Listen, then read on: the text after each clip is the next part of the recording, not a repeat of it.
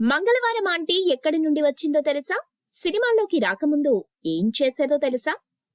గత ఏడాది విడుదలైన తెలుగు చిత్రాలలో బాక్సాఫీస్ వద్ద కలెక్షన్ల వర్షం కురిపించిన చిన్న చిత్రాలలో మంగళవారం చిత్రం ఒకటి. ఈ చిత్రంలో నటించిన హీరోయిన్ కి ఎంత పేరొచ్చిందో అంతే పేరు నెగటివ్ రోల్లో నటించిన జమీందారు భార్యకి కూడా వచ్చింది.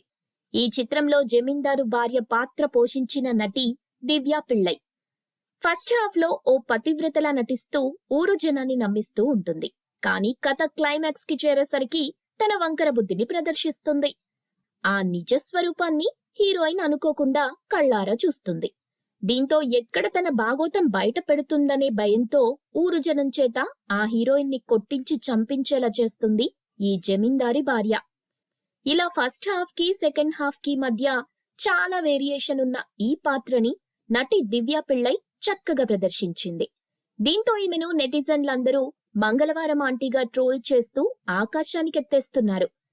ఇక ఈ నటి చూసేందుకు తెలుగు నటిలా కనిపించినా సరే నిజానికి ఈమె పుట్టింది అలాగే పెరిగింది అంతా దుబాయ్లో. దివ్యా పిళ్ళై తల్లిదండ్రులు ములాయం నాయర్ కుటుంబానికి చెందినవాళ్లు.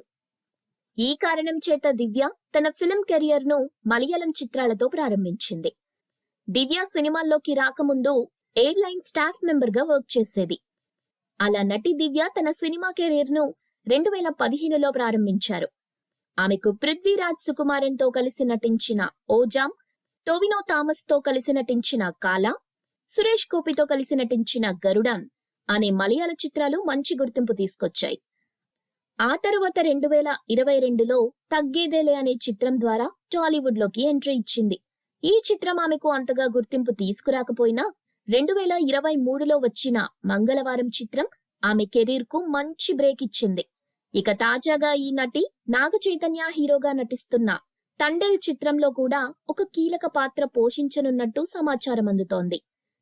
ఇలాంటి మూవీ అప్డేట్స్ మరిన్ని తెలుసుకోవడానికి ఇప్పుడే మా ఛానల్ ని లైక్ చేయండి, ఫాలో చేయండి, సబ్స్క్రైబ్ చేయండి.